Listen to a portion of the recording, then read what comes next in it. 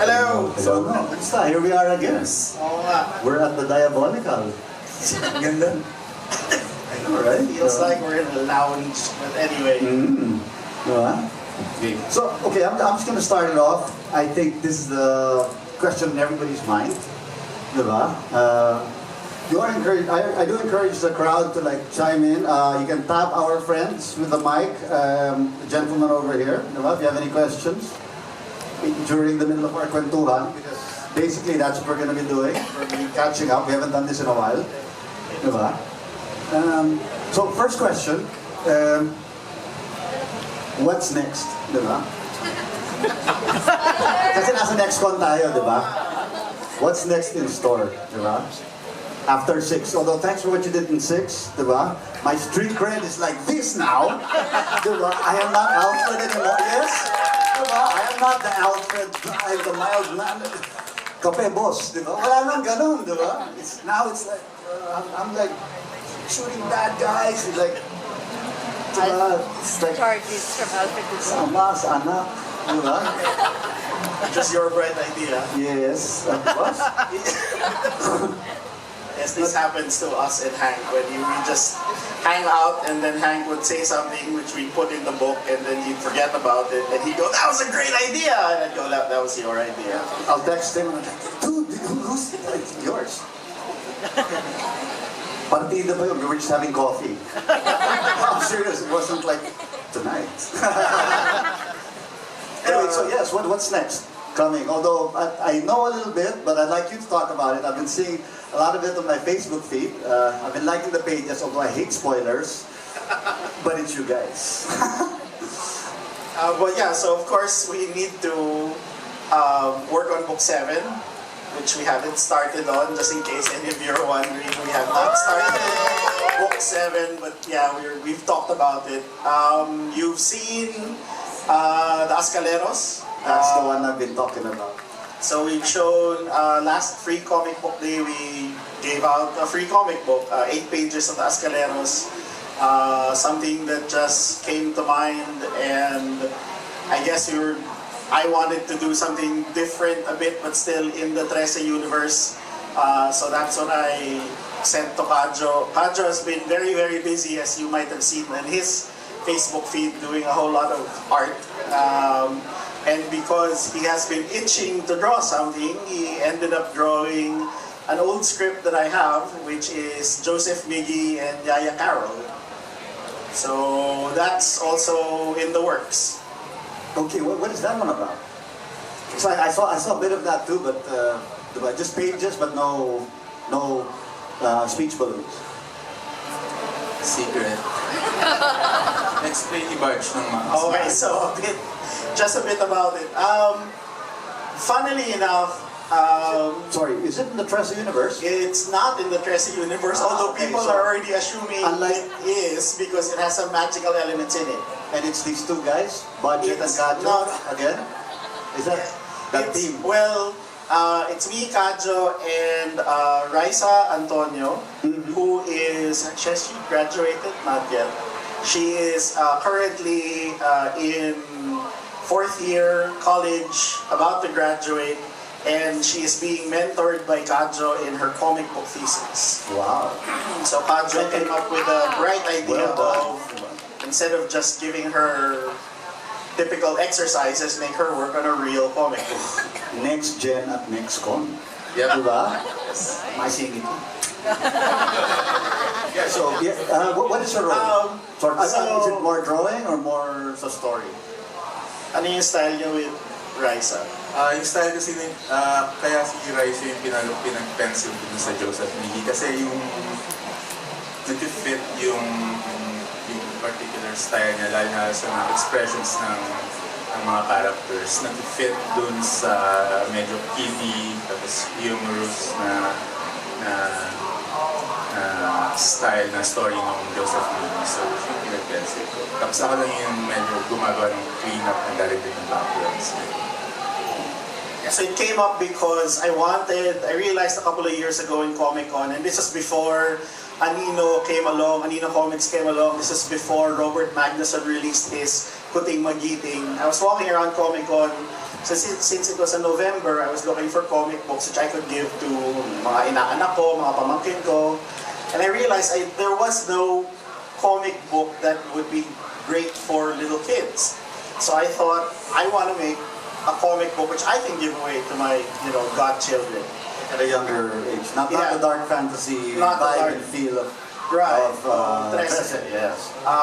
So it was an old idea way back in college about a kid and his yaya who accidentally gets superpowers. And of course, the kid just loves it and decides, I will be a superhero.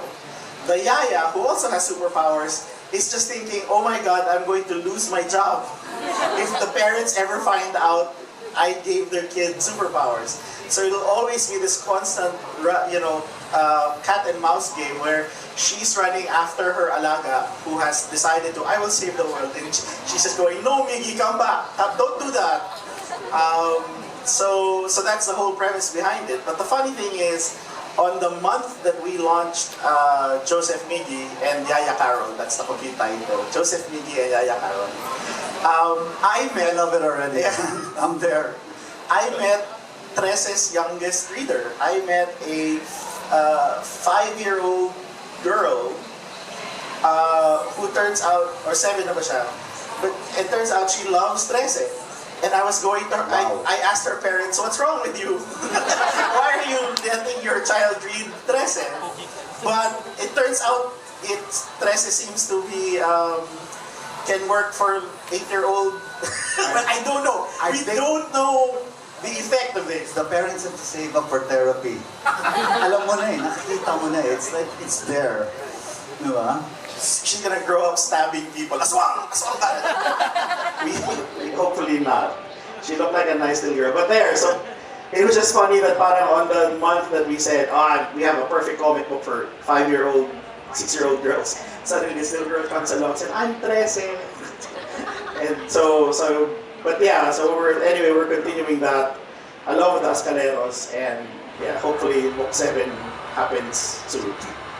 So, the brief on Escaleros is basically, it's the gang of Puti. It's a new gang of segment. So it's a new pack of weird dogs. Has everyone here read book 6? Yes. Book 6? No. Team Saints Co has not read book 6. It's okay. So everyone else has read book 6, right? It might be available. Especially this man over here. Book 6 available here. Unfortunately, Adrian? No. Yes. No. It's outside. Is it available outside? Okay. If it's not outside, Pick up a copy. It is. You get it signed. Is it? If you're over 18, you get a free drink of Diabolical. And Hank Sparrow hasn't bought anybody a free drink in ages. Well, I'm going to spoil it for them since sa talo kayo, majority nabasa na, no? So don't just, you can go outside first if you want, then come back. So anyway, to everyone else who's read book 6, you know that Bantay is alive, right? So essentially, Bantay has taken on these new pups, meron siya mga bagong tuta, and is training a new batch of Ascals, but of course since they're younger and they're more hip. Young husband. Yeah. young dogs. So yeah, they're called Ascaleros. So again, wanting to expand, to tell other stories in the Trese universe. We kind of kicked it off with Precinto Trese, with all of the stories of Captain Guerrero. And then of course we have stories in the Diabolical, which are stuff that happens on your side of the bar.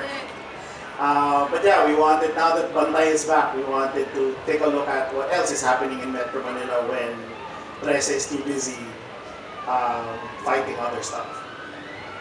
Alright. Are there any questions at this point? Aside from, what answers what happened in book 6? Anyone? Oh, can I just say hello to Trese and Verdugo? They showed up, diba? Hey, Rock. Battle ready mga yan. Oo nga eh. I felt so out of place getting my picture taken with him. But I saw you got a nice pose. You have a battle pose. So when I was posing with them, I'm like, they're like all ready to fight some malignos, and I just look like I'm just ready to pour another shot. I'm still. That could be your signature shot. I'm still living up to Hank Sparrow, Book 6. Right? Diba? Because suddenly I'm like, oh my God, I kick ass. I have to live up to this now. Because before I'm like, okay, that's cool. That's really cool. Boss kape. Diba? Alright, there's a question here. Here we go. Yeah. Can we get your name? I mean, I know your name, but let's share it with everyone. No, it's fine. Magkakatuluyan ba si Kitkat tsaka si Trese? Ano yung Joel? Yun. Shipping. Shipping. Career daw muna eh. Showbiz. Friendship. Friend zone. Well, you know that Maliksi won't give up, and you know that Trese is just way too busy to think about such things. So we'll see how far Maliksi will persist. Tingnan natin gaano siyang kaliksi. Hi, I'm Noella and I have a question. Since I'm such a big fan of Kid Latin Trese ship. Yeah, sorry, I'm Go driving ahead. this No, that's cool, that's cool. Yeah, I just want to ask if can we have a short of Maliksi doing all the traditional Pinoy techniques to get a girl to say yes to you? Can we please have that For example, ano yung mga traditional like harana. techniques na gusto mong marinig o makita? like harana. Harana. And then Ano ba? making igip tubig because there's Making no igip water tubig? in Manila. Kasi may tubig sa Diabolical. Parang ano siya, kung pelikula That's so siya, perfect, ha? kung pelikula siya, ito na yung music montage, tapos ito, hindi ko alam, some new pop song will be playing in the background as you see him doing all of these things, and he's like fumbling as he's trying to do, ano, Kajo. Yeah. Feeling ko kailangan stuck sila sa bundok. Dapat sa probinsya, there'll be some reason why they get stuck sa province, so that's why he has to do all, they're hiding for some They got reason. wala in the bundok, then you make it give tubig. May book 7 na tayo. Oo nga, yun no? shipping. Rom-com na siya. Rom-com. Young adult romance. Here we go. 50 Shades of She's Trese. dating a tikbalang. Pwede. Ang diary ng Trese, or I don't know. Possible Diary ng aswang. universe, diba? Pwede. Since nag-explore na rin tayo, diba? Any other questions? Oh, here we go. Mike's coming over. Can we get your name, please? Hi, I'm Yvonne. How old are you, Yvonne? I'm 13. Okay, guys. On the subject of shipping, what is the most bizarre ship that you have ever heard of? Anything within the Trese universe? That's a good. Can I just like add a little bit to our question? Naka-fan fiction na ba sa Trese? Yeah, I want to know too, so Diba? that I'll know which Sort one to of read. connected, yeah? Anybody like that na? I've seen slash fiction. Oh! Yes! Meron? Of the, Send me the link. of the, Can you announce the link or? I can't I've been trying to look for it, but I was They took us down. Report. It was somebody wrote slash fiction with a kambal. Totoo yan. When the bell rings, we have to take a shot. Okay.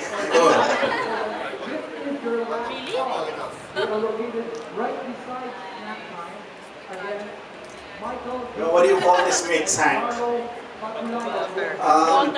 Strangely enough, I was trying to find the name for it. Wow, it's been sitting here for a while. That's a lot of ice. Yeah, actually I call it, strangely enough, the case of the kambal.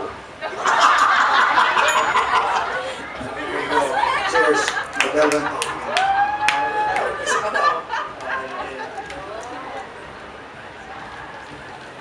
should be sharing this to everyone in the Nasa college lang tayo. So yeah, so somebody did a fan fiction of them. Ayan, kakwento ni Budge. And then somebody else wrote. Somebody else wrote the character we introduced in Precinto Trese, what's his name? Si Alas. Hindi si Tabia. No. The young guy, dear God, no. And he was also, and it was too detailed. But yeah, it was like. So was it Alas and the Kambal.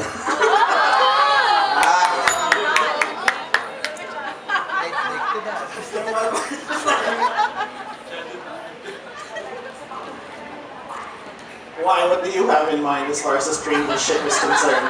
There's a really nice story written called Mumu, Paano Ka Ginawa? And somebody decided to write the years of Trese and the twins during, in between the times they first met all the way up to the time she hit 18. So one of the funniest lines there was, and I never thought about it, what course did Trese take up when she was in college? So she was confronting some aswang or some demon or something like that, and the demon said, you know, how dare you, who are you to try and stop me? Are you like, you know, some chosen one or whatever?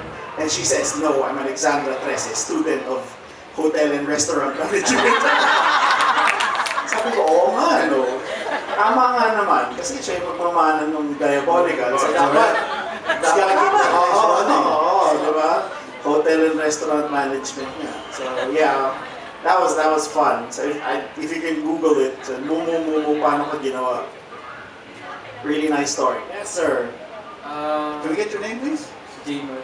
Jaymar. But nauuso na ngayon yung films tungkol sa mga superheroes this generation natin. Pati na rin yung Filipino cinema ay nag-i-involve na rin, kagaya ng Tik-Tik, nagkaroon ng pelikula. Kung kayo po bibigyan ng opportunity, sino po ika-cast niyo po as Trese, at iba pang mga characters sa Trese?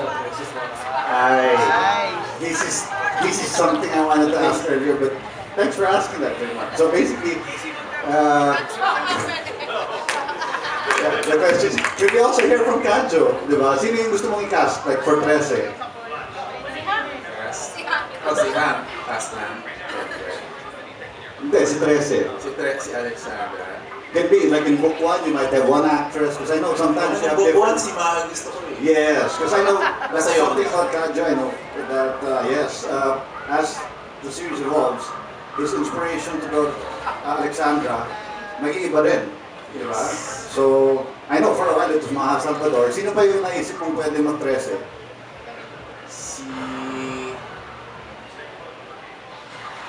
Bet mo. Ako, si Ellen Adarna. Naku! Ang galing mo! Tapos, usap tayo. Diba? Saan pa kayo? Kasama kayo! Diba? Sa mga fight scenes, alam mo. Diba? Punta tayo sa shoot, dapat nandun tayo. Ay, naku. Kasi yung ano yung binasa ko lang yung expression niya na parang medyo stoic na bordering on taray. Parang yun yung nai-imagine kong real world na mukha ni Trese na laging ganun lang yung expression na makikita sa kanya. Hindi siya masyadong... Matchambahan mo lang siya kung ano, chamba lang na makita mo siyang ngumiti or kinilig. Pero kung ano yung mukha niya, yun yung nai-imagine ko. Kambal, hindi pa. So, I used to. You said Kambal. Yeah. I can't say.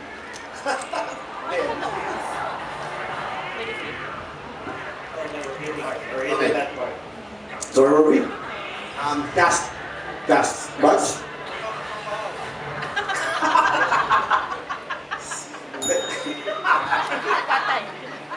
He said Kambal.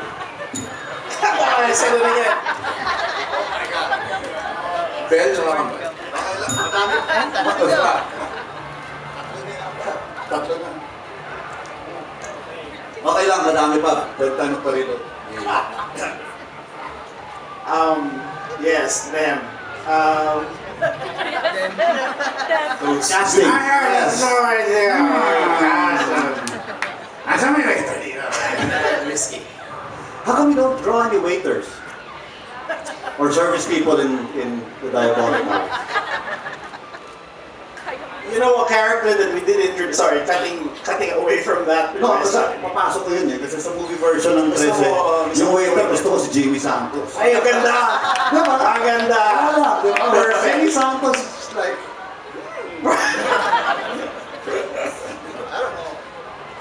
Why not? Sige, we'll do that. Just for you, we'll give Hank assistance. So, casting. Oh. Kasi may follow-up question din ako. I still think that it's hard to pick existing or like popular actors, actresses. I'd still like to go for unknowns to portray them. And if ever, relative unknowns. And if ever, then get the popular actors to portray the bad guys, if ever.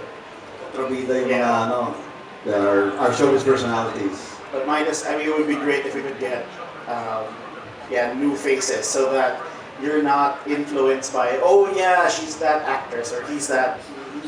So yeah, I'm not good. So my connecting question sort of is, so we're all looking or thinking about movie version of Trese.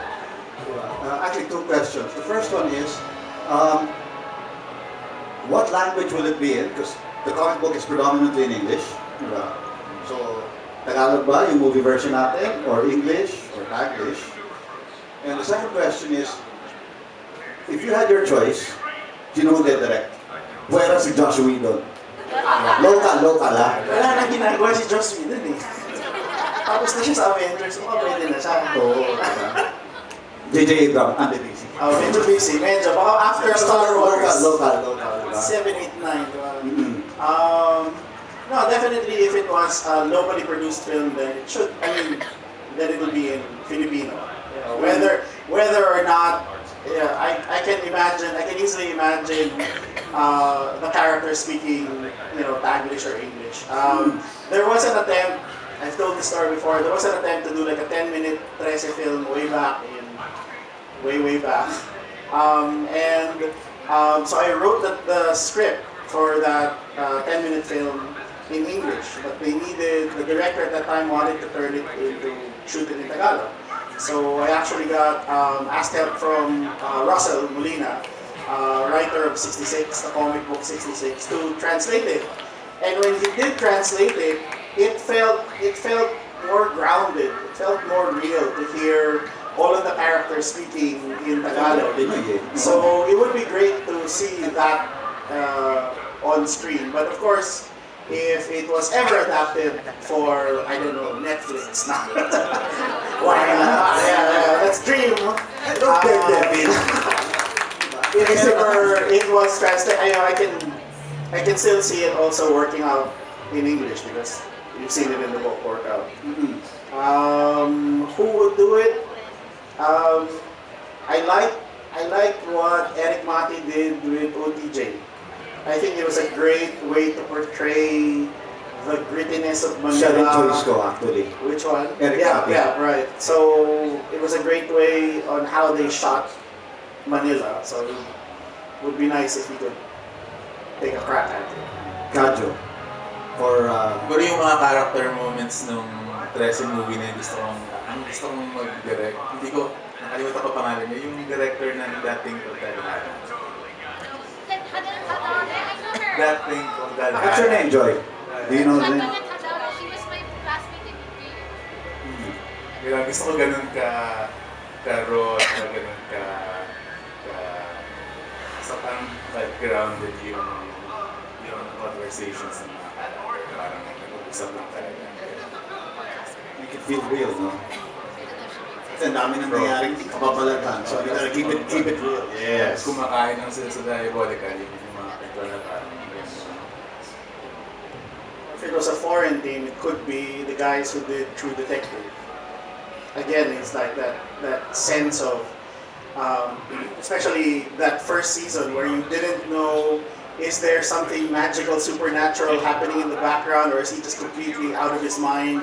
But as a viewer, you didn't know. So it was a great way to show or strike that balance between something noir, and at the same time it started to like slowly inch its way to something that felt supernatural, but you weren't sure. And the whole season keeps you on your toes. Right. And it's kind of like, well, it fits with the horror, dark fantasy genre of Trese as well. Right. I don't think I'd want to go the route of what they did with Underworld, or where it relied so much on CG, relied so much on special effects. You want to keep it. You want to make the viewer feel like it can happen. That it's happening Tomorrow. Yeah, and it's not. Okay. Questions? Here we go. Karen or Adam? Adam. Oh, Karen. Like there's so much talk right now about taking apart women characters. You had people take apart Black Widow after the Avengers. You had the feminists, and then Mad Max Imperator Furiosa is also like being talked about more than Max. I was just wondering if you had any feminist scholars or girls who talked to you about Alexandra and what sort of feedback you've been getting about her. Sort of like as a role model to women? Yeah, or like how feminists see her, because everybody's taking apart these women characters now, and if anyone's like actually taken apart Trese. Tinawagan na naman ng mga taga-Gabriela. I think. Not yet. It would be great if they want to use her for something. No, I did get somebody was doing a thesis on female role models, especially in fiction. I answered her questions and then she never wrote back, or I never saw the final output of it. But one of the interesting things she pointed out that Alexandra, the origin word of it does mean conqueror, or does mean warrior. So it was interesting that unwittingly that's what we called her, and she ended up being that character. There must be some magic in that name after all. But no, it's a common question on why we made her a female character. A lot of readers are delighted that we didn't pick another, or we didn't choose to portray another super macho hero. And that was the main reason. For that very simple reason that there were too many super macho tough guys running around. Rambo, no? Yes. And I know Kajo, he likes drawing women. I meant that in a good way. Guys, Gabriela, hello. At that time, you had Batman, you had Wolverine, you had all. At that time, we were conceptualizing the comic book, so it just felt like there's too many of this. Let's do something else. So, and it just came out as a more interesting story to tell.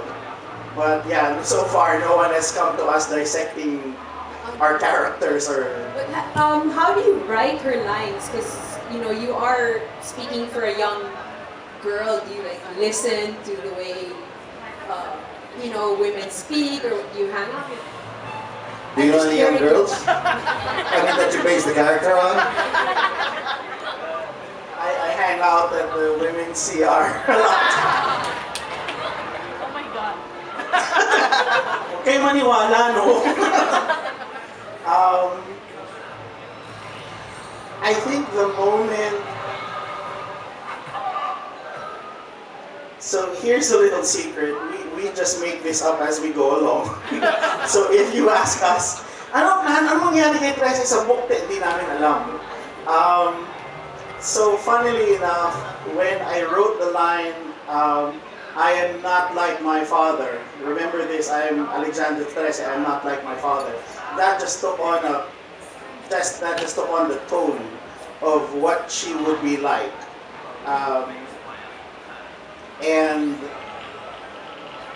where she might have been based on, looking back, I kept saying I wanted to flip all of the male archetypes. So you have your Batman, you have your John Constantine, and I wanted to flip it to a female role. But I think, looking back at the time, I was reading a lot of Warren Ellis's Planetary and Authority, where, funnily enough, Global Frequency, where the lead character was a strong female lead. So you had Jenny Sparks in the Authority, and she was leading essentially her Justice League. And in Global Frequency, you had Miranda Zero, who was running a team of 1,001 soldiers that were out to save the world. So I think that's where I was picking up stuff as far as what her personality would be. But yeah, I wanted it to go against the usual damsel in distress. Seems like you did a good job, because I'm just looking out at the room, and easily half, or maybe a little bit more than half of the people here are women. Right? I'm looking at the room. No, because you're asking, like, are the archetypes women? See, coming from that, actually, I don't think they'd be here if they couldn't relate, right? They'd be like, ay nako, that's not a girl. You know what I mean? Trese, it's like, ay, parang di naman siya babae. Diba? Or maybe is it a girl that girls aspire to? Or, like I said, they wouldn't be here if they got insulted by, no, hindi naman ganyan yung babae. Right? which is what you hear a lot, is when American comic books portray. Oh, right. When American comic books portray their superwomen, with the huge boobs and with what do they call Power Girls outfit, the window. Hindi ko lang mahal Rob Liefeld. Pronouncing his name right? Liefeld? Yeah, yes, What's that, man? So, but yeah, unintentionally, interestingly enough, Sandy of Comic Odyssey, he was surprised because we did our signing of Book 6 in his store, and he said, this is probably the first time I've had a signing where almost half of the attendees were women. Mm-hmm. So yeah, interestingly enough, it has appealed to guys and girls. You guys are connected to your feminine sides, and it shows. Thank you, Hank. Adam? Adam, yes, question. Okay, so what I was wondering was, will we ever get a story where Trese has to explore her more mundane skills of detective and her mundane martial arts skills? And then the other question I have is, if you could have her cross over with any character throughout all of comicdom, who would it be? Crossover. Trese crossover with blank. Batman. Go Kajo. Ay. Detective. Pero kailangan si Bruce Wayne pumunta dito. Yes, siya yung pumunta dito sa Manila. Tapos...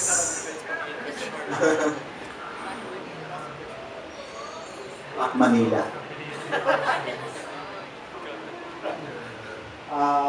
Yeah, same. Me being the big Batman fan. I can tell from your shirt, Batman. Oh yeah, yes. Wrong shirt to wear. Both of you. Si Kajo, ano ba? Kasi may Avenger si Kajo eh. Anyway, crossover. John Constantine, of course. Uy, nice. Hellboy. Mm-hmm. Yeah, I think those would be top 3 that would fit.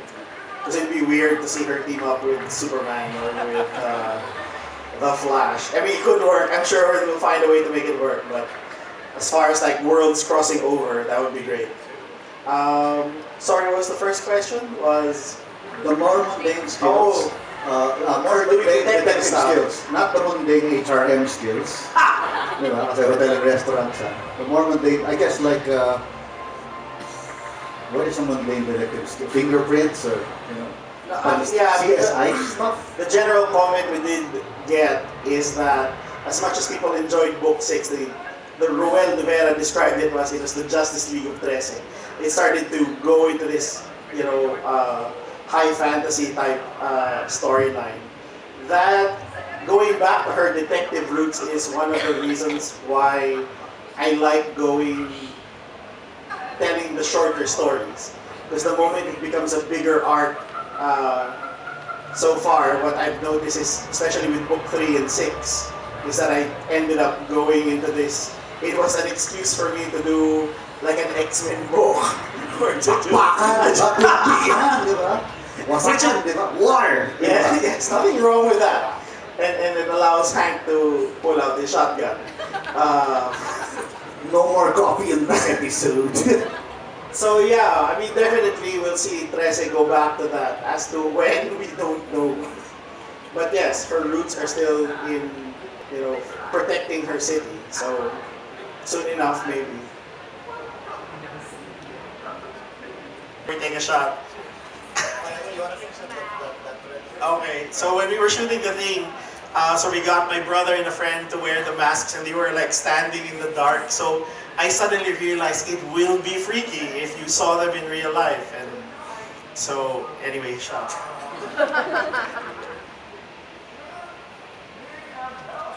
I really think that would be creepy. I mean, you just see that, either the smiling face or the sad face, and it's just floating in the air, and You better run. I have a question. Oh, here we go. Adrian. So, how in the beginning, how much of Hank the bartender was the real life Hank, and with the latest installment, ano na yung difference? Or parang is it still Hank, the real guy, or is this a totally different character? Parang ano yung difference? Unless Hank The starts. question is for Budjette or Kajo? For Sige, talk about me like I'm not here. Mas gwapo. Mas guwapo yung illustration. Kasi tumitingin na yung pagdadrawing Galing mga ko artist eh. Thank you for making me guwapo. Yung hairstyle. Yung visually, actually, nagbago yung hairstyle ni Hank from book 3 to book 4. Kasi may bangs siya sa first series. Sa book 4, nag-skinhead siya. Hindi yun aksidente kasi nasunod siya dun sa di ba? Sa book 3. Nauna ako kayo, Nauna ako. Visually, yung personality pa. Yeah, when the character was created, it was always based on Hank. So it's just great that, yeah, we bump into each other every now and again, or Karen drags us out of our caves, so we have an occasional coffee, and then suddenly comes, an idea comes up. But as you may know, for some of you who were probably not born at that time, Hank was really a bartender. Until recently, yes. Until I was a recently. bartender. I was bartending for them, actually. Right. That's how we met. Right. And we're doing this again. And we would go to the place where he was bartending in Malate, which was the big influence on where the Diabolical is and what kind of crazy people would stumble into the Diabolical. So, again, the reason why stories of the Diabolical came about was in like the first 4 or 5 issues of Trese, there would always be this moment where Hank, the bartender, would give advice to Trese, but it always gets cut out because Kajo gave me the 20-page limit. So it would be one of the first ones that would get removed. But the character kept evolving as I kept writing all of those scenes that just got edited out. And that's why I thought, he should get his fair share of the spotlight. So yes, hugely influenced by all of the stories Hank would tell us while we would be at his bar. So until the real Hank starts going out shooting a swan, I think personality-wise, there's that fine line. Can I just add a couple of things to that? Because I'm here now. Yeah. First of all, when I first saw that they used me, I had no idea. There was no, hey, can we write you in? Or no permission. And it was somebody, I think it was Karen, my cousin. She's like, hey, Budjette put you in the latest comic book hero, Trese. Really? Like, how did he put... Well, the name of the character is Hank Sparrow. He's a bartender. He looks like you. And I'm like, oh my God. I signed my soul over. But of course, when I read it, I was really happy, right? And actually, just a short anecdote. We were talking about the Diabolical burning down. And so I was reading this. At this time, I'd already, actually made it to the fact, okay, I'm in a comic book and it's cool. So I'm reading it and I see that I open to the page and I'm reading the panel where I'm just like burned and it looks like I'm dead, right? I'm like, you guys are familiar with this, diba?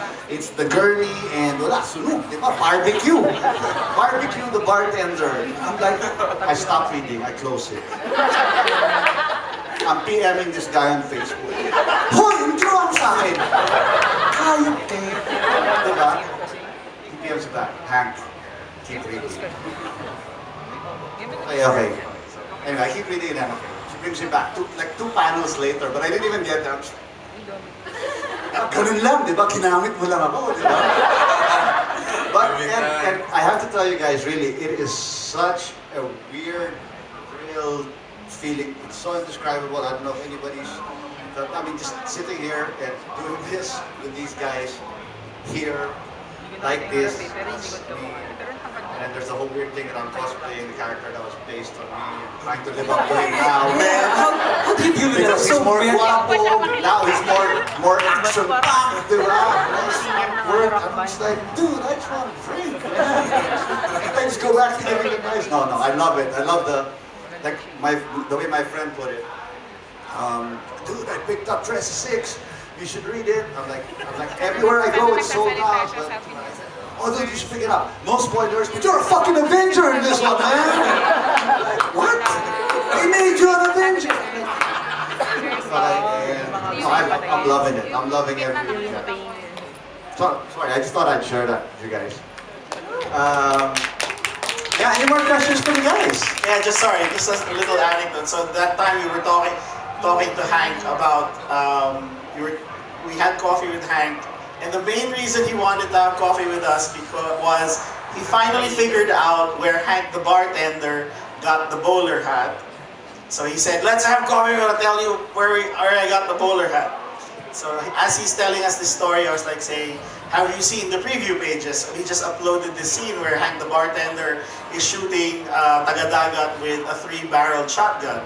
And as I was telling Hank, what happens in the story, Hank starts to drift away, and he looks away, and he's not listening to me anymore, and he goes, "I know what the shotgun is called. Sa Ama, sa Anak, at Espiritu Santo." And he goes, "That's going in the book." So that's conversations with Hank. So yeah, So in a way, sometimes I do affect the story a little bit. So in a weird way. And then he forgets. Yeah, I'm like, hey, this is everyone. How'd you guys think? Hank, that's yours. Oh, wow.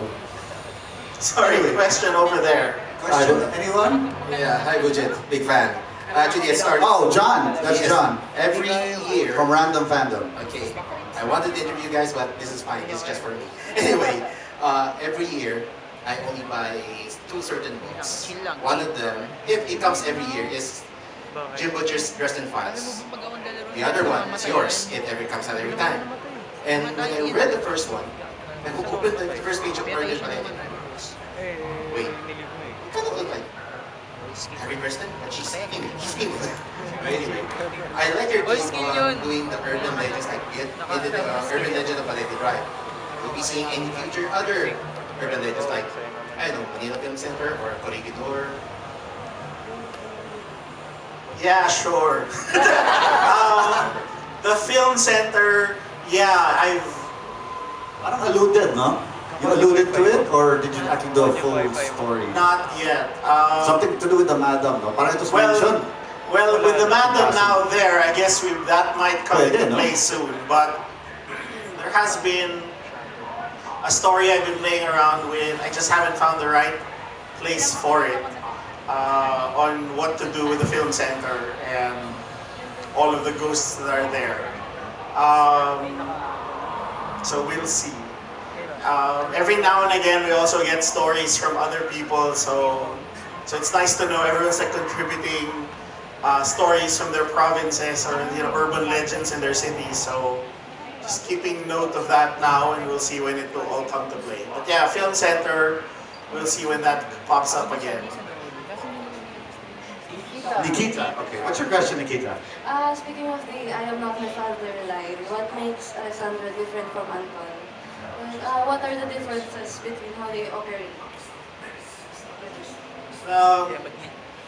And again, like I said, so we make this up as we go along. So Kajo nakangiti eh. Parang may gusto mong chumayin? Hindi mabait si Alex. there. Ano? Simply put, Hindi mabait si Alex. Yun. as you can see with how she runs things, it's completely different to how the dad and the grandfather were trying to run things when they were around. So the dad and the grandfather thought that everything could work out between our world and the underworld. So they would always like to patch things up. That's why they created this list of agreements on what are the rules if an aswang or an encanto wants to stay in the city. So there are all of these unknown rules as far as humans are concerned. I forgot what it's called, like Filipino, I can't remember the title, but it was 12 volumes on the history of the Philippines. So since wala pang internet noon, yes, there was a time when there was no internet. Since wala pang internet noon, I'd spend my afternoons going through those books. And one of them pointed out that there was a Great Binondo fire. And since I was a kid, I never bothered to write down any of the details. But what caught my attention was that the fire supposedly raged for 3 days and 3 nights. So I was just thinking, and me being, curious about it, it was like, what caused it? Why couldn't they stop the fire? Why did it last so long? So, hence the excuse of maybe it was some magical being caused it, and that's why it lasted so long. So yes, if I ever find that book again, I will eventually reveal the date of the Great Binondo fire. There's no sources of this online. There is internet now. There's a thing called Google, I heard, where you can search for things. Na GMG ka na. So yeah, I mean, can we Google? I mean, have you tried Googling it? I have not tried Googling easy. Recently. But in, what's the name of the Hopia store? In, what? Yung ba yun? The purple one? Okay, fine. If you go there, there are pictures of Binondo in flames, yes. Wow. Really great photos. I don't know if that was taken in the 50s or if that was taken in the 70s, but Adam, are you Googling the thing now? But yeah, I'm just afraid to give away the date because I might have people now typing in the number on their cell phones and going, burn! So maybe it's better yes, if you not not on actual know. events, actual dates to be announced. TBD. And sorry, just in case you're curious. Binondo, by the way, that what you're asking? Naku, pare. Si Bossing, taga Binondo. You might have better sources than Google or I do. The whole spell casting with the phone actually also came from another resource material. Tony Perez, who is a professor in Ateneo, I don't know if he still teaches, but he came out with a series of books back in the 90s called Mga Panibagong Kulang. So he actually taught people how to cast magic spells using everyday objects.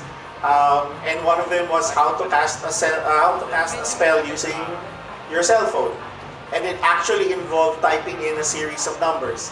depending on the spell you want to cast. So that's where that bright idea came from, and it just seemed to fit Trese's new way of casting spells. So there's an app for that. There's a spell casting app. There should be. Are they telling us to go away? Oh. Well, 10 minutes last call Okay, na. fine. Last call na Diabolical. 10 minutes last call. Although I do believe there will be a signing, yes? There will be. Yes, and we're giving away prizes to some giving away lucky prizes. ticket holders. Wow. That joined the panel. Yeah. If you're over 18, maybe that price is... Well, you can... you can take the next shot. You can take my next one. If somebody says, them. So we do have 10 more minutes for questions. Yes. Your name, please. And very dignified. Oh, pinasa. Oh. Hi. Hi. Can we get your name, please? My name is Laura. Laura. Hi, Laura. Hi. I was just wondering, are there talks now of having a TV show for Trese or something like that? Either web, TV, I don't know. Webisodes. There have been... we've talked to a lot of people, but so far nothing solid, nothing in the works, nothing has been signed. No one's lining up to portray her or anything like that. So we're still waiting for the proper deal to come along. What I was telling Adrian earlier was that when we talked, for example, to one of the local producers, and no fault of theirs, one of their first questions was, wala bang collab team si Trese? Hindi ba to pwedeng gawing shipping? Well, it seems like we can work. Maybe now. The one I'm thinking, pare maliksi. Maybe now it can work out. But yeah, it's tough because as far as the local market is concerned, especially the big producers, they would rather go for the tried and tested formula of, let's do a romantic comedy. But again, it would be great. Romantic comedy, tapos Trese yung paro ka ba? Well, yeah, so... Bigay mo lang si Yaya. Si Yaya Carol. Oo, si Yaya Carol. Pwede na lang. That will work, diba? yes. Vice ganda pa si Yaya. Pwede. Maganda. Patok na yun. Oo. Tapos si Kino yung si baby, sorry? Si Yaya, you mean Chris Aquino's son can be Joseph Miggy? Okay, it's a boy. Yeah, it's a boy. Parang retarded yung Although nanay. Retarded yung nanay. What did I say? Drinks at Diabolical. Sorry, carry on. But yeah, so far no one. I mean, it would be great. That's why I mentioned Eric Mati, because of the way they produced their films, the way they produced Aswang and OTJ. What they did was they decided to not bring in the big producers when they started it. They said, we have a story, let's find a way to get it done. And when it was done, that's when they approached a GMA or an ABS-CBN with their story to distribute it, essentially. So the typical producers didn't mess around with the story. So it would be great if we could do Trese like that, execute it in the way we originally envisioned it, and not have to put in all of these elements that would sell out the story. Si Vice ganda. But I would put Vice ganda, yeah. Tikbala. Yeah, sure. Pwede rin. Diba? Nagpetra na siya eh.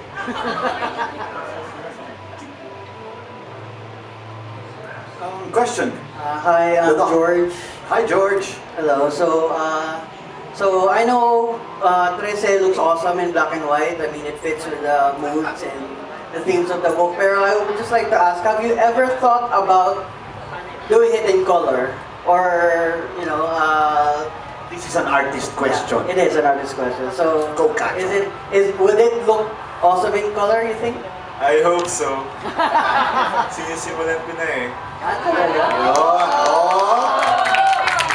87, who knows? So it's like not just like mga like 5 pages lang, it's like the whole book in color. Yung first case Huh? na simula na. 20 pages na. You're coloring the first case from Baldisimo. Wow. So sure tayo black na yung ano. Sorry, George, continue. Hindi, I mean, just saying na so sure nga na black yung damit ni Trese, and not like brown or anything. It was purple. It was pink all along. Tapos yung buhok na purple, di ba? Wow, purple all this time? Oo nga. Wala ka mga cosplayer, no?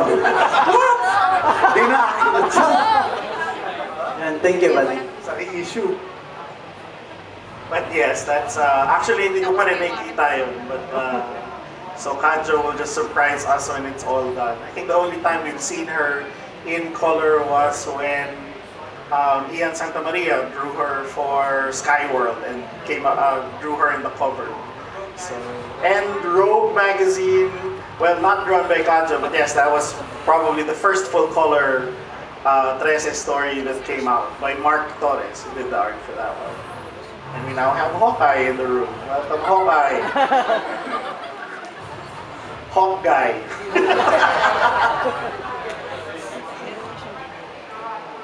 He's now retired and with his family. Last question Yeah, before last question. We've got Adrian gives away. I don't know. Here we go. Give away. We got yes, yung kasama ni Hawk guy. Si Hawk girl. Si Hawk. Hi, my name is Love.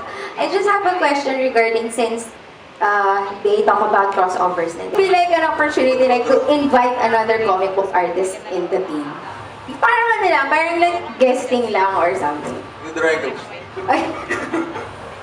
Di na ba? Pwede. Is there any comic book artist that you would like to? Kanari, like in one certain cover of the incoming Trese 7 siguro or Trese 8, some cover lang yung drawing yung si Trese or the other rest of the guys. Good question. Thank you. But yes, we have been talking about asking other creators to come and visit. Other writers as well. Yeah, and other writers as well. So we're just trying to figure out when that will happen. But yes, it might happen soon. Actually, yung Joseph Miguel ni Aya Carol, yun yung experiment namin dun eh. Ano yung magiging resulta kung nag-introduce kami ng bagong artist, involved pa rin kami. Si Budge, syempre si Budge pa rin magsusulat. Tapos, ang involvement ko lang is yung konting cleanup, konting layouts. Tapos, pero totally yung style ng artist yung lalabas. I think nag-work siya. So, baka isubukan namin siya dun sa ibang spin-off titles ng Trese na maiisip pa namin. Escaleros, maybe. Yes. Will you have a Diabolical Tales stories too? We want to. You know, We want to. guest writer, di ba? We get a lot of fan art, which is fantastic. But it would be great to get to see like the Pinoys who are currently doing stuff for Marvel and DC. Si Lenil Yu, Carlos Pagulayan, Stephen Segovia. It would be great to see those guys do something for Trese maybe soon if we ask nicely. Ray Makuta, yeah, right. He has not yet. The funny thing with Ray is that he has a comic book which is not sold. It was only made to be distributed for this one guy's family. So That's an exclusive run. yeah, very. But he uploads some of the pages on his Facebook. So whenever I think he's drawing the entire life story of the guy, who just happens to be the father of Solen Yusuf. So when that comic book is done, maybe we can ask Ray to draw something for Trese. Okay. So, okay, before we wrap up, we would like to give some prizes from Diabolical. So, these are, I have no idea what the prizes are. They are titles from Visprint. Like Trese stuff? Some Trese stuff, some Judges of Turn stuff, and other titles from Visprint over there. Okay, what's in this envelope is your ticket stubs and How many are we giving away? How many? 3. All right. 3 so, sets. Hindi 13. 3 lang. Tres. So, yeah, maybe the first one can be Budjette or Kajo. Do you have your ticket stubs with you? Okay. The first one is number 12. 12. Hindi 13. Oh, yes, here we go. Come to Adrian, the bellman, our bellhop. Sorry. Thank you so much. And our next, 09. Who's holding ticket stub 09? Check your tickets. Nako si Bossing! How apropos! Diba? Wala. Diba? There's an app for that. And the last, number 17. Who's holding ticket number 17? You know. There we go. Alright. Well done. And signing time? Yes, that's it. So we'll just do the signing here. And line up on which side of the Diabolical VIP room? Your side. This side. Okay, so I'm first in line because I have 2 books that didn't sign. Oh, I'm serious, I do actually. It's not for me, it's for friends of mine. That just got into it. So I guess, yes. Thank you everybody so much for showing up. Thank you, Budjette. Thank you, Kajo. They're not going yet, diba? But yes, they like applause. Keep it going. You know? Hey, I didn't. Okay, rules. Rules.